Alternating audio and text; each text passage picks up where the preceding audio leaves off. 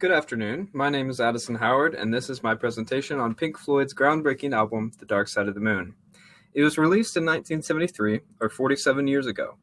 The following is my brief attempt to chronicle the outstanding legacy of what many call the best album ever, and document how it transformed the music industry. Fun facts may or may not be sprinkled throughout. Before we go too deep, let's start surface level with some basics. Omitting members that came before or after the album, the four main members during the recording of The Dark Side of the Moon were bassist/vocalist Roger Waters, drummer Nick Mason, guitarist/vocalist David Gilmour, and keyboardist/vocalist Rick Wright. The band was founded in 1965 by the aforementioned English university students and Syd Barrett, a member who had mental health struggles, causing him to leave the group in 1968. However, he pioneered the early age and direction of the band. Though the band is universally renowned, their most popular album was The Dark Side of the Moon, released in March of 1973. Some well-known tracks off this album are Money, Us and Them, and The Great Gig in the Sky. Fun fact, the album was going to be renamed Eclipse after they learned that another band had released an album called The Dark Side of the Moon years beforehand. However, since the first album had little success, they pursued with the same name title. The album, which has recorded interviews with random people throughout the duration of the 10 tracks, possesses 5 primary and profound themes in its lyrics, penned by Roger Waters, the bassist. Number 1 is conflict, inspired by the tumultuous wars of the 20th century and the vices of the current political climate. 2, greed, which is primarily reflected in the tune Money. It examines the vanity of money and its power over men.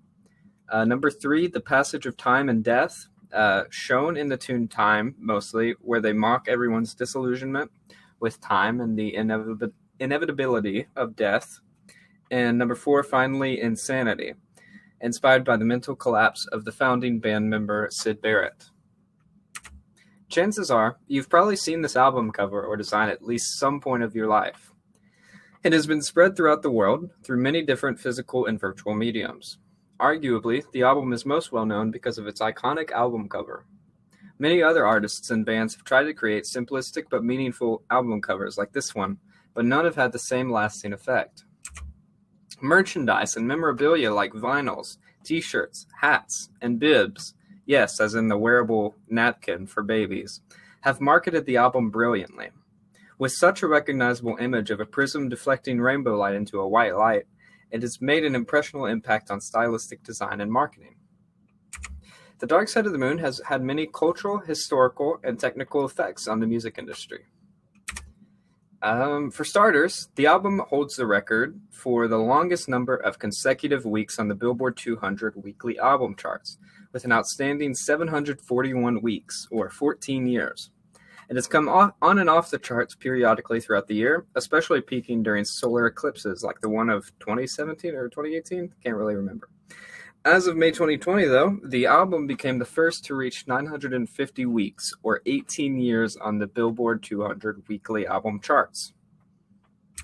Secondly, the band was one of the early pioneers of different music production techniques and concept albums, which are rock albums featuring a cycle of songs expressing a particular theme or idea. Pink Floyd was a psychedelic and alternative rock band, and The Dark Side of the Moon was no different, as it was one of their most experimental records.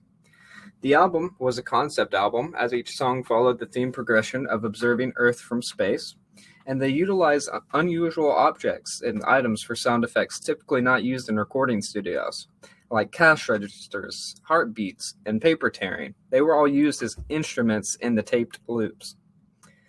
They also used a 16-track record in the studio, which means that 16 different microphones and tracks could be in a singular song at the same time. This marked a great shift in technology, as it was more common at the time to have 4 or 8-track records. Laced with beautiful synths and entrancing arpeggios, the sounds were sometimes abstract and dissonant, but at other times glistening and peaceful. Other concept albums of the era include Pet Sounds by the Pet Shop Boys in 1966 and Sgt. Pepper's Lonely Hearts Club Band by the Beatles in 1967. All things considered, The Dark Side of the Moon is an extremely influential album that marked a cultural, historical, and technical turn in the music industry. Thanks to Pink Floyd and many other outstanding rock bands of the time, music had greater liberty to comment on the vices of the world, all while exhibiting the power of hypnotic and soul-mending music. If you haven't ever listened to the album in entirety, I highly recommend everyone to set aside some time and let the music carry you away into another world.